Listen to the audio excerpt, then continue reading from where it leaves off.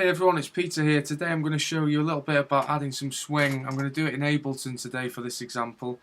So when you make a drum beat that's programmed, especially with electronic drums, and as I'm going to show you in this example, sort of a house groove or a techno groove, if you're programming your drums in exactly on the bar, then things are going to sound quite robotic, which can work well in some tunes. It gives you that quite marching sort of feel, but I'd say a lot of the time it's nice to have a sort of human feel to the drums. And what I mean by that is if you've got like a live drummer, I mean there's not really going to be anyone who can play exactly in time to a click at a certain BPM.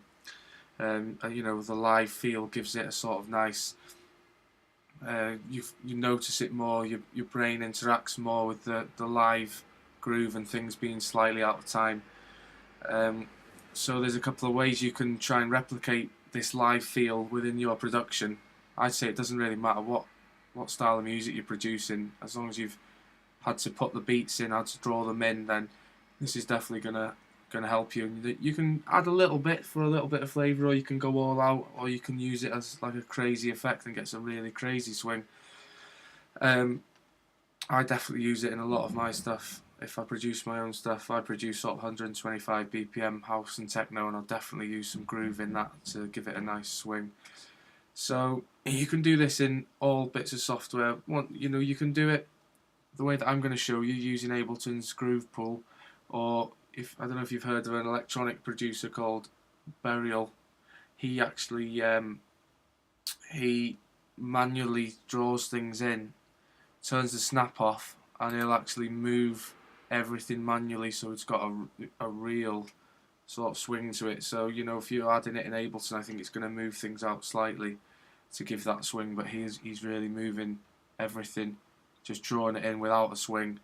Another example is Jay Dilla.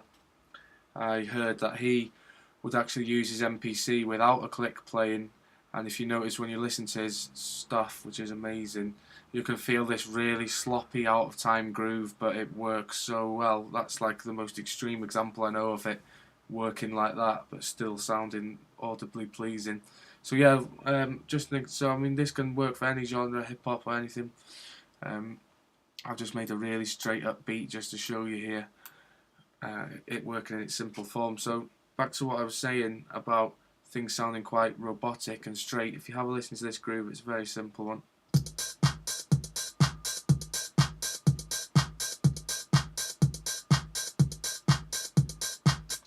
You can hear how it's quite just doof, doof, doof. Everything's hitting straight on the beat, on the bars. So what you can do in Ableton to add some really nice, organic, human-y sounding swing is just right-click in the Groove Pool here, click Browse Groove Library, and then you come up with some the Swing and Groove folder. So there's different sorts of presets in here. One thing that I know is where they've replicated the swing from the MPC drum machine in here. There's one that me and a friend actually use. It's 53. This gives a real nice swing. So what you do is you have these various options here where you can choose your bass note, the amount you want to quantize, the timing, and the velocity. And basically, what you need to do, you can assign each clip that you've got. You can assign each one to this groove, and you need to do it by double-clicking on the clip there, and going down to the groove, and just assign it to that swing. You could get creative and have maybe one part of your groove assigned to one swing, and then add another one and assign those parts to there. Whatever works. It's all about experimenting. So yeah, I'm going to add. You can do a little trick in Ableton. If you double click one, to select all like that, and then you can add them all to the swing. So now we can have a listen with the swing on, and I'm just going to put it onto 16ths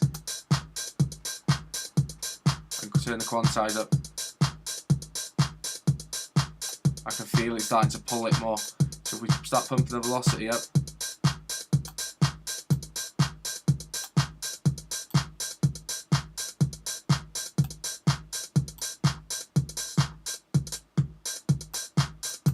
put the bass note back down to 18,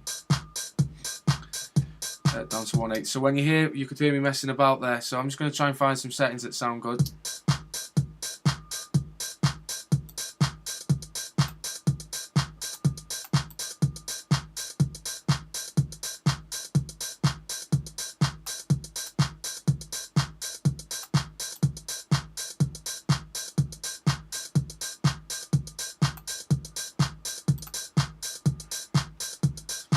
So it was very subtle what I did there. I just basically put the swing on, start messing about with the parameters, and trial and error until I get a swing that I think feels nice. So for me, it may sound really subtle to you at home. I think you have to have made the groove to really be able to feel the difference that it's making. But let me just show you some. I'll turn the global amount off and then I'll turn it back on so you can hear. So here's it straight. And here's with the groove on. Maybe a bit less. Off.